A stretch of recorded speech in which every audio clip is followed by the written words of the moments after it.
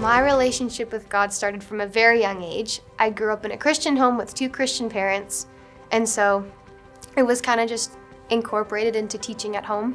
However, at around the age of 6, we were in the car driving somewhere, and I said officially I want to follow Jesus, and from there I've just been learning and growing more. I've realized how much I've needed him in my life, and still I want to grow closer with him and also serve others in my community, so I'm ready for my church community to hold me accountable in that sense. Yeah, so I grew up in a Christian home, so I regularly attended church with my family. And starting at around grade 6, when I started youth group, I really started to experience stories of God and start to get to know him better and grow in my relationship with him more. Well, I was raised in a Roman Catholic church. When my parents got divorced almost 30 years ago, my mother found this Christian church, and I think she found this place as a place to get comfort because she's now a divorced woman with 2 daughters to take care of, and I think she found this place as a secure place for her. She took me to this church. I was about 12 years old, and then is when I started learning about the Word of God, about its meaning, about the meaning of the Word of God, about how His Word can work in our lives, even in the simple things like going to school. Then we moved from that area, and then we just stopped going to church. Years passed, and then in 2013, when I was in Canada, I met Cesar, my husband. He's Christian, and I think he is the person who God used to bring me back to him. And since then is when I start rebuilding my relationship with him, with God, and feeling closer and happy to continue building this relationship with him. I think I've experienced the presence of God and him working through me, especially a lot up at camp.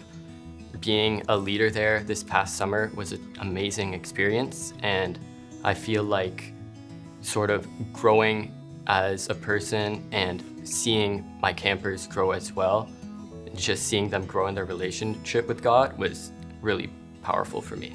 I can share moments where I clearly seen the presence of the work of God in my life. I want to share with you, my God healed my mother from cancer twice. God healed my father from colon cancer. God brought me and my family to Canada. God put Cesar in my life. When my mother was divorced, alone with 2 young daughters, and her bank account was empty, God provided. God has never given up on me, and I think that's His hands working in my life still. I've been fortunate enough to experience a few times where I've seen God working in my life and in family members' lives. One, however, stands out to me more clearly. It was during COVID, and so I was in middle school, and I was beginning to struggle with the teenage struggles of anxiety and worry, and I just felt really, really uncomfortable and also alone because you don't have people to connect to at that time. So one night I just prayed, and I was like, I don't know what to do. I'm so done, so I just kind of vented, and immediately I was filled with this sense of peace and just knowing that I'm not alone, and it was so comforting to know that you hear God's with people through really heartbreaking stories, but He's also just with you through those crummy days, and so it was just a relief.